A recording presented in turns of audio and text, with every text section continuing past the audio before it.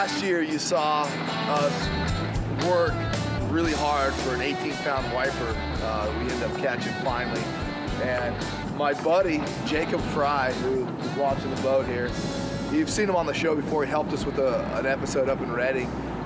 He's a guide down here, a young kid that's just on it. I mean, this kid is fishy. And he showed me some pictures. He's on some stripers, big striped bass. We need to do this. Well, it takes a few days. I'm on it. So we'll see. This is morning one. We're looking for that one big bite in 3 days. So hopefully we get to show you a giant striped bass. I'm gonna run a piece of fluorocarbon. I got a piece of 65-pound soft steel fluorocarbon I'm gonna run off of here. Give it that little bit of absorption that Jacob was talking about. Shallow, fast run up above, coming down, coming down, coming down. It drops from about 10 feet into 20, 25 foot. So these fish, they'll sit right off of that drop and wait for everything to come to them. And ambush it? Yeah. So when you run these baits, are you wanting to get them right on the bank or right next to cover, or how are they ambushing? Yeah, we're running these bigger baits, so you don't have to get them right up on everything. You'll notice once we start fishing and stuff, everything, every single cast, you're making a big old splash. And for the longest time when I was just starting to fish these baits, I was thinking, oh, that's gonna scare the fish, that's gonna spook them, that's a big old splash. But it turns out it's actually a dinner bell ringing for them. They hear that stuff, they're gonna come and check it out. They're curious and opportunistic, so they're gonna do whatever it takes. So that splash is a good thing. Yeah. Throwing these big baits out a long ways from as far as we can cast them, landing them out in the middle, and kind of working these big glide baits down river, twitching them along a seam, almost like trout fishing. Like those fish are using those seams and the depths of the river as ambush spots, and that's kind of what we're fishing here, working those baits slowly back to the boat. We're fishing these striped bass, and it's interesting because, you know, they're an anadromous fish. They go out to the ocean, they spend some time, they come back up, they do their thing, they spawn. Some of them return all the way to the ocean, some of them just sit back in the delta, and some of them stay in the river. It's a really unique fishery. Here where this current's coming over, it's a big shallow flat that drops off into a little bit of a current break. We're gonna kind of try and hit every little seam where the currents break in, and any bait fish coming over the riffle could be getting pushed right into the fish.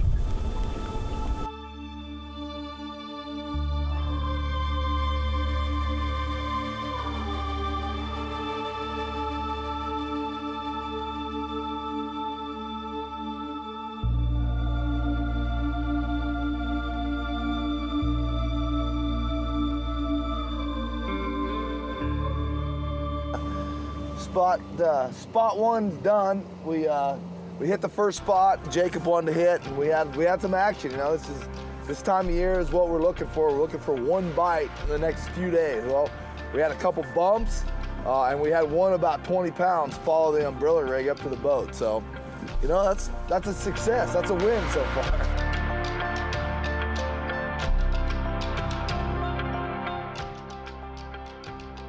As the day progresses, we start working our way downriver, hitting these spots that Jacob knows has potential to hold one of these big fish.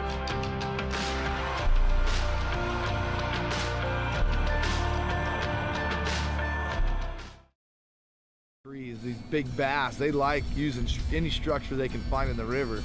So there'll be some big down logs that are obviously a current break for them, but also an ambush point. But you got to be accurate with your casting. You've got to put these big baits right on the edge of the log so they swim off of there naturally. You'll see us a lot of times casting and, you know, bouncing them off logs, pretty much putting them right there in the right spot.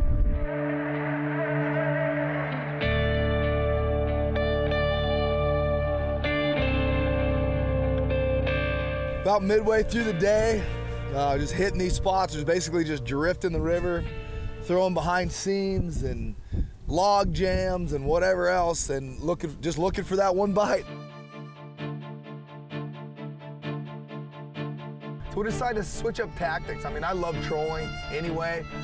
You know what? Let's make a few runs through here and see if we can't put a big fish in the boat. Oh, there's a fish. That felt like a bass pickup too. Click. Yeah. Get yours in. You're kind of over me, I think. There we go. Boy, he picked that up right off the bottom. That was just clicking bottom the whole way. Oh, dude, I think I just lost it.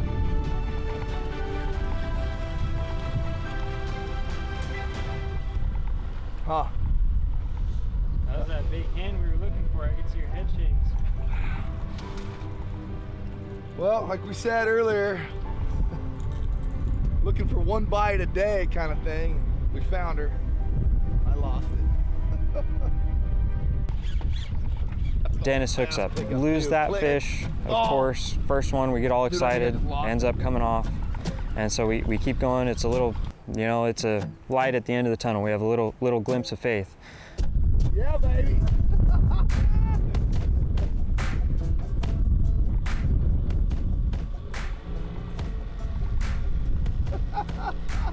Just hammered it.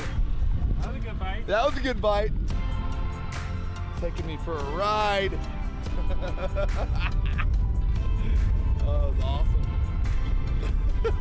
They're so big and so powerful. You know, we're fishing 65-pound braid and 65-pound fluorocarbon leader. These fish will just destroy it. We got this big battle going, fighting this fish. We're excited, we're getting ready to see a striper. And what do we see? It's a big old chrome salmon. Not at all what we were expecting or trying to go for.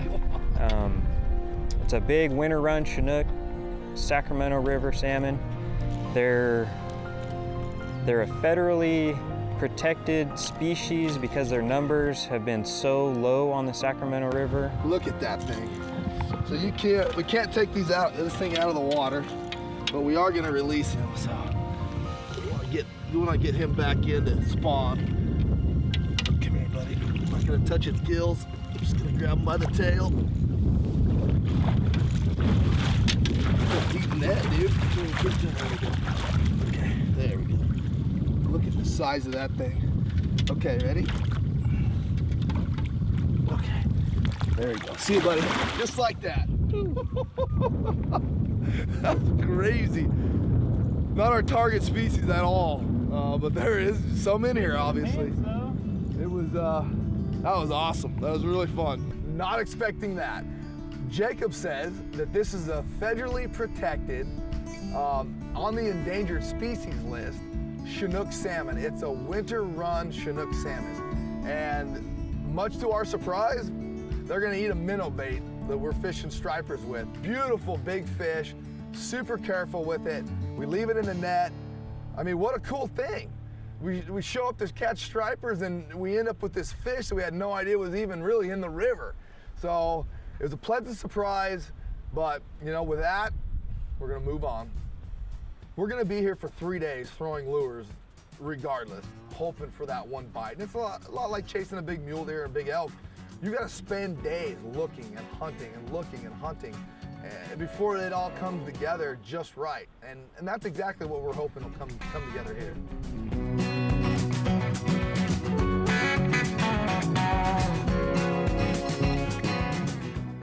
Game plan tomorrow is one of those deals. We gotta tough it out, right? Yep, we're gonna keep on grinding, get that one bite we're looking for.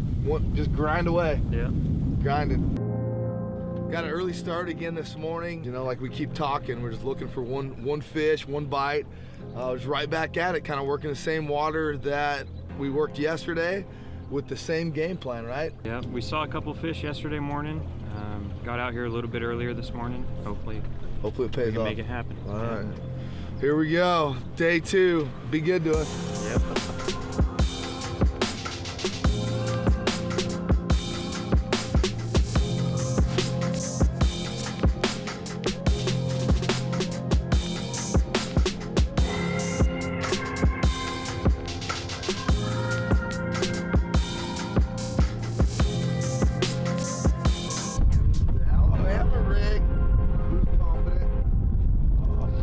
crazy. You're right. Like just casting and casting and casting, and then finally the 101th cast. Yeah, nice striper.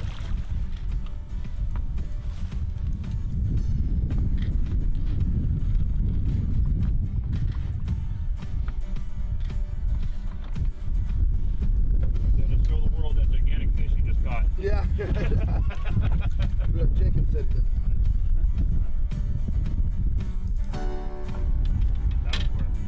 We'll try to get that. Try to get that back leg fish.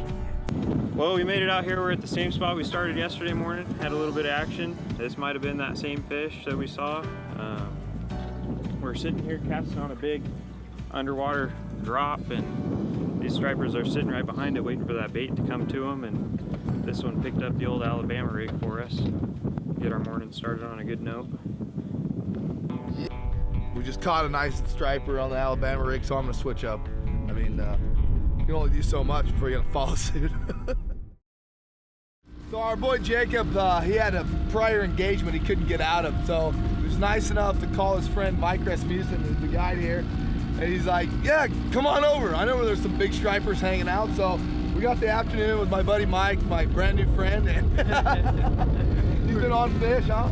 Oh yeah, we're gonna have a go out of here. Actually, we're marking right here. There's a decent one on the back shelf. So we're gonna see if we can get these guys to bite here. We're kind of right in the middle of the traditional striper zone. So a lot of timber down here, different than what we were probably fishing up there. Yeah, way different, which is what we were talking about. It's so different from what we were fishing, what you've seen in the show so far. This whole area is completely different. Big bang, lots of timber. Anyway, they like hiding behind these trees up here. Yeah. You know, they'll get a lot more spots to put themselves where they can ambush bait that comes by. You know, they're resting, they'll feed at night, but while they're resting in the daytime, they'll position themselves on these trees on the edge of the current where something comes along, they jump out and grab it. That's what we're gonna do. we jump in with Mike, and right away we all become best friends and just go hammering away at these striped bass. He knows where they're at. He's been on them day after day, and we get out there and we can see exactly what he's talking about. Lots of big fish. Where they can jump out, or it comes back, that back eddy will just feed them. So You're gonna throw that big swim bait? I'll throw that big swim bait. Those sneaky Pete's good? Crazy, especially when there was no pressure. Yeah. Now there's a lot of pressure, so some days you get beat up. There's a lot of boats out there. It's kind of a bummer, but at the same time, there's guys like good friends that have caught so many big stripers now. It's like, dude, it's cool. It's fishing for a lifetime. Yeah. Yeah. First, I want to keep it all myself. Then I'm like, you know what? I'll share it. Yeah, it is. It's how it should be. I just need to get a little older. That's all it was. I'm just saying. Mike's taking us along the river, and he's pointing out these holes. There's a big hole here. Look at this big fish. You can see them on the fish finder. Big marks on the fish finder. They're here. They're just not eating. We're switching up the game again. Going to some trolling. Dropping back in. We found some fish. We just jumped on them and jumped on them and jumped on them for the last 4 hours. Mike printing a lot of them on the fish finder. Just a bunch of them. So he's ready to go. Did you get hit already? Yeah. I'm at 180. Oh, maybe that's a hit.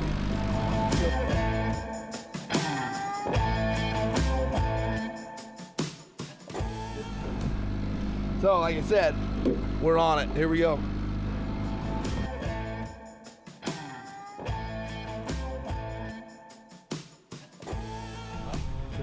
They moved. We slid into the spot. Saw a pile of stripers on the fish finder. Moved around in position to run some baits over them, and they disappeared. They gone. They gone. I don't know if they didn't like the boat over top of them and scattered or what, but there was a pile of them. I guess. Yeah, that was kind of brutal because there was a lot of them right there. Yeah. I'm feeling pretty hopeful there. So we go back to trolling. So I decided we're gonna troll some baits through the area.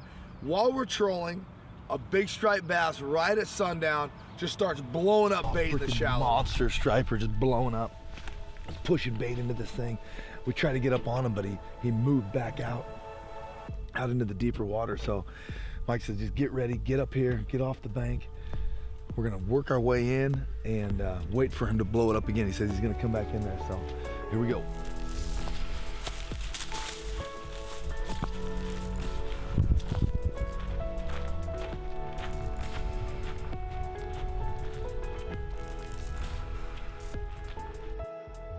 So we get our stuff gathered up, I grab my big jerk bait, we run over there, and just about the time I get in casting distance, it disappears.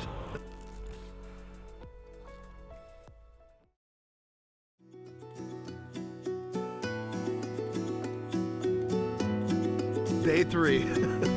We have exhausted just about all of our resources at this point. We've been throwing big glide baits, trolling big minnow baits, everything. And we got one striper yesterday. It was 9 pounds, which is a great fish. But today, my buddy's got a plan. We're gonna catch big fish with little fish. Live bait, eh? Little split tail, yeah, they come up in the river to spawn from the delta. This is like striper candy. Like the pike minnow, they have a longer tail on the back. The tip's a little bit longer. They smell super strong.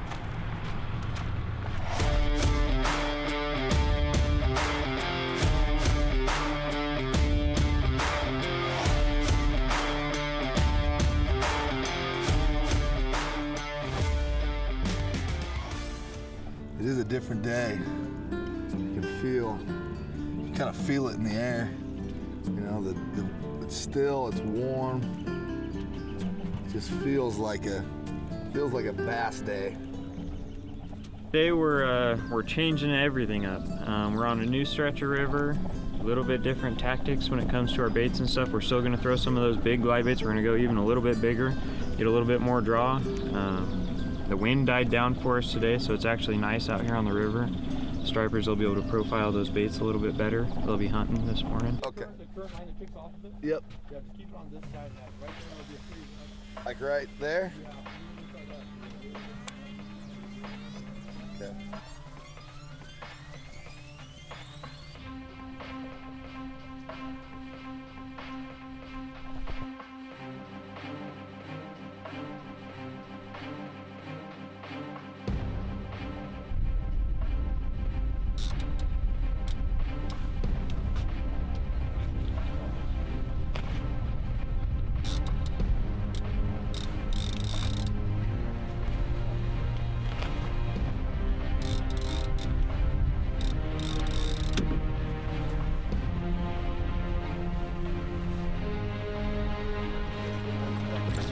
Got it.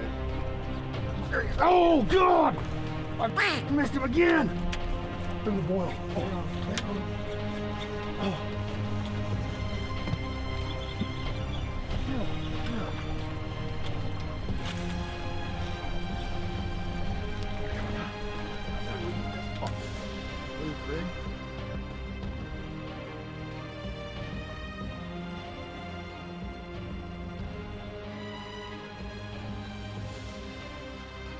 The boil, it happens, we're bombing lures in there, and Mike gets hooked up immediately. Boom, he feels him, he's there, gone. Mike thinks that it ate the bait a little backwards, just didn't get the hook right in the jaw. But you know what? That's what happens.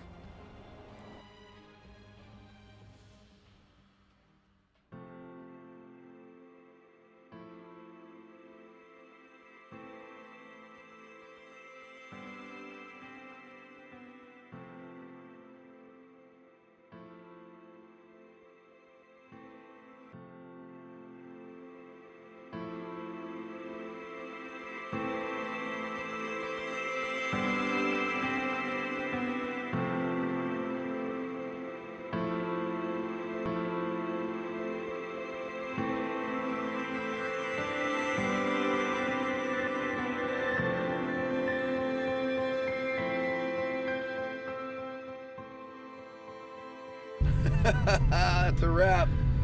Well, you know, we didn't get the monster striper that we were looking for today, but we had a big takedown.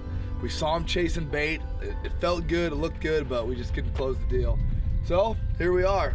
We caught one big striper that we were looking for yesterday, 9-pounder. We didn't get the 40, but you know what? That's why this fishing is so difficult and also so much fun. And that is the one thing about Wild Fish, Wild Places. We'll tell you the truth. We're gonna tell you if we don't catch fish, and you know what? We didn't catch a fish today, but it was awesome. Had a great couple days on the water with Jacob. Got to meet my new friend Mike, and You know what? That's what really all this stuff is about, is right here. New friends, new friendships, hanging out on the boat, common goal. You know, how does it get any better than that?